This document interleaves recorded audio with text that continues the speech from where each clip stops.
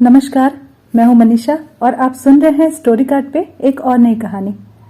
पूरे मधुवन में कदम्ब का वृक्ष कृष्ण जी को बहुत प्रिय था। यह अकारण नहीं था, इसकी कई विशिष्टताएं हैं।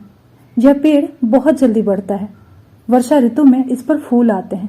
इसके डंठल पर पीले गुच्छे के रूप में बहुत छोटे और सुगंधमय फूल होते हैं। कहा जाता है कि बादलों की गर्जना से इसके फूल अचानक ही खिल उठते हैं।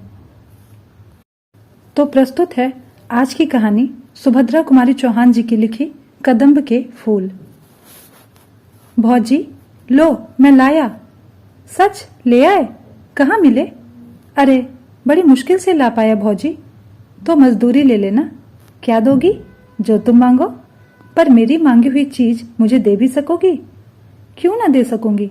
तुम मेरी वस्तु मेरे लिए ला सकते हो, तो क्या मैं तुम्हारी इच्छित वस्तु तुम्हें दे नहीं सकती? नहीं भौजी, ना दे सकोगी। फिर क्यों नाहक कहती हो? अब तुम ही ना लेना चाहो तो बात दूसरी है, पर मैंने तो कह दिया कि तुम जो मांगोगे मैं वही दूंगी। अच्छा, अभी जाने दो, समय आने पर मांग लूंगा। कहते हुए मोहन ने अपने घर की राह ली। दूर से आती हुई भामा की सास ने मोहन को कुछ दोने में लिए हुए घर के भीतर जाते हुए देखा था, किंतु वह ज्यों ही नजदीक पहुंची, मोहन दूसरे रास्ते से अपने घर की तरफ जा चुका था। वे मोहन से कुछ पूछ न सकी, पर उन्होंने यह अपनी आंखों से देखा था कि मोहन कुछ दोने में लाया है, किंतु क्या लाया है यह वे न जान सकी। घर आते ही उन्होंने बहू से पूछा, मोहन दोने में क्या लाया था? भामा मन ही मन मुस्कुराई और बोली, मिठाई। बुढ़िया क्रोध से तिलमिला उठी, बोली, इतना खाती है, दिन भर बकरी की तरह मुंह ही चला करता है, फिर भी पेट नहीं भरता। बाजार से भी मिठाई मंगा मंगा के खाती है। अभी मैं न देखती तो क्या तू कभी मुझे बतलाती? भामा ने मुस्कुराते हुए कहा, तो बतलाती क्यों? कुछ बतलाने के लिए थोड़ी ही मंगवाई थी। क्यों? क्या मैं घर में कोई चीज ही नहीं हूं? तेरे लिए तो मिठाई के लिए भी पैसे हैं। मैं 4 पैसे दान दक्षिणा के लिए मांगू तो सदा मुंह से ना ही निकलती है। तेरा आदमी है तो मेरा भी तो बेटा है, क्या उसकी कमाई में मेरा कोई हक ही नहीं? मुझे तो 2-4 सूखी रोटी छोड़कर कुछ भी नसीब ना हो, और तू मिठाई मंगा मंगा के खाए। कर ले जितना तेरा जी चाहे, भगवान तो ऊपर से सब देख ही रहा है, वह तो सजा देगा ही। भामा ने फिर मुस्कुराते हुए कहा, क्यों कोस रही हो माँ जी? मिठाई एक दिन खा भी ली तो क्या हो गया? अभी रखी है, तुम भी ले लेना। चल रहने दे, अब इन मीठे पुचकारों से किसी और को बहकाना। मैं तेरे सब हाल जानती हूँ। तू समझती होगी कि तू जो करती है वह कोई नहीं जानता। मैं तो तेरी नस नस पहचानती हूँ। दुनिया में बहुत सी औरतें देखी हैं, पर सब तेरे तले तले। भामा ने फिर मुस्कुराते हुए कहा, सब मेरे तले तले ना रहेंगी तो करेंगी क्या? मेरी बराबरी कर लेना मामूली बात नहीं है। मैं ऐसी वैसी थोड़ी ही हूँ। चल चल, बहुत बड़प्पन न बघार, नहीं तो सब बड़प्पन निकाल दूंगी।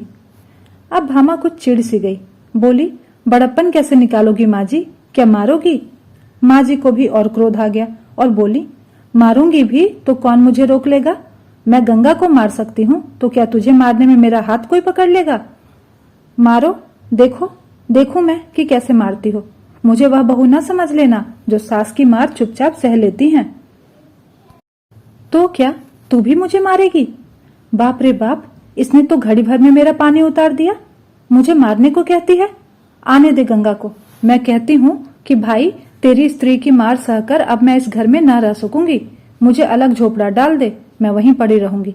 जिस घर में बहू सास को मारने के लिए खड़ी हो जाए, वहां रहने का कोई धर्म नहीं। यह कहते कहते माँ जी जोर जोर से रोने लगी। भामा ने देखा कि बात बहुत बढ़ गई, अतः वह बोली, मैंने तुम्हें मारने के लिए तो कहा नहीं था माँ जी, क्यों झूठ मूठ कहती हो? हाँ, मैं मार तो चुपचाप किसी की नहीं सहूंगी। अपने माता पिता की तो सही नहीं, फिर और किसी की क्या सहूंगी? चुपचाप ना सहेगी तो मुझे भी मारेगी ना, वही बात तो हुई। यह मखमल में लपेट लपेट कर कहती है तो क्या मेरी समझ में नहीं आता? माँ जी के जोर जोर से रोने के कारण आसपास की कई स्त्रियां इकट्ठी हो गईं। कई भामा की तरफ सहानुभूति रखने वाली थीं और कई माँ जी की तरफ, पर इस समय माँ जी को फूट फूट कर रोते देखकर सब ने भामा को ही भला बुरा कहा। सब माँ जी को घेर कर बैठ गईं। भामा अपराधिनी की तरह घर के भीतर चली गई। भामा ने सुना माँ जी आसपास बैठी हुई स्त्रियों से कह रही थी, आप तो दोना भर भर के मिठाई मंगा मंगा के खाती है, और मैंने कभी अपने लिए पैसे ढेले की चीज के लिए भी कहा तो फौरन ही टका सा जवाब दे देती है। कहती है पैसा ही नहीं है। इसके नाम से पैसे आ जाते हैं और मेरे नाम से कंगाली छा जाती है। किसी भी चीज के लिए तरस तरस के मांग मांग के जीभ घिस जाती है। जब जी में आया तो ला दिया, नहीं तो कुत्ते की तरह भूखा करो। यह मेरा इस घर में हाल है। आज भी दोना भर के मिठाई मंगवाई है। मैंने जरा ही पूछा तो मारने के लिए खड़ी हो गई। कहती है मेरे आदमी की कमाई है, खाती हूँ, किसी के बाप की खाती हूँ क्या? उसका आदमी है तो मेरा भी तो बेटा है, उसका 12 आने हक है तो मेरा भी तो 4 आने होगा।